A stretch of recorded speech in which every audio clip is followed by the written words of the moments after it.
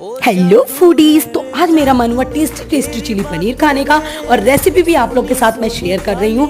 यहाँ मैंने सारी वेजिटेबल कट कर ली हो, पनीर को भी मैंने क्यूब में कट कर लिया है। यहाँ मैंने मैदा यूज़ किया, आप अरारोट भी यूज़ कर सकते हो। मैदे में मैंने नमक डाल के मैदे को फेंट लिया है और कढ़ाई मैंने गर्म होने के लिए रख दी है गैस पे।